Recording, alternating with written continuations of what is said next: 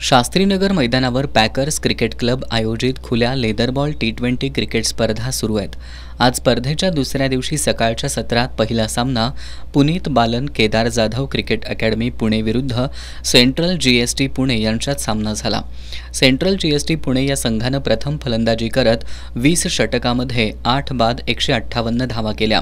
यात रोहन मारवा यानं 47 चेंडूत 67 धावा केल्या, तर सौरभ नवाळे यानं 25 चेंडूत 36 धावा फटकावल्या। पुनीत बालन केदार जाधव क्रिकेट अकॅडमी या संघाकडून यश खडालकर यानं 3 तर सिद्धार्थ मेस्त्री आणि निहाल तुस्माड यांनी प्रत्येकी 2 बळी घेतले।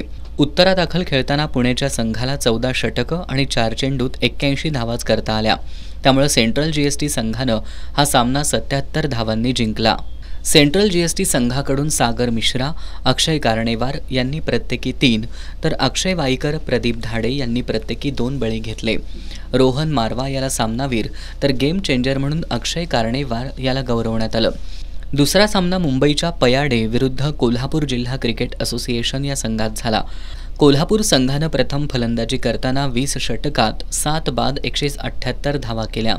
यात महेश मस्के यानं 39 चेंडूत 70 धावा केल्या, तर रणजित निकम यानं 22 चेंडूत 44 धावा फटकावल्या। मुंबई संघाच्या सत्यम यादव यांनी आणि प्रियांशु सिंग यांनी प्रत्येकी 2 बळी घेतले। उत्तरादाखल खेळताना मुंबई संघाला 17 षटकं आणि 3 चेंडूत सर्व बाद 97 धावा केल्या, त्यामुळे कोल्हापूर संघानं हा सामना 81 धावांनी जिंकून पुढील फेरीत प्रवेश केला। मुंबई संघाकडून आयुष जेठवा यानं 42 चेंडूत 53 धावा, तर कोल्हापूर संघाकडून श्रेयस चव्हाण यानं 3, अभिषेक निषाद आणि अनिकेत नलवडे यांनी 2 बळी मिळवले। महेश मस्के याला सामनावीर तर गेम चेंजर म्हणून अनिकेत नलवडे यांना गौरवण्यात आलं।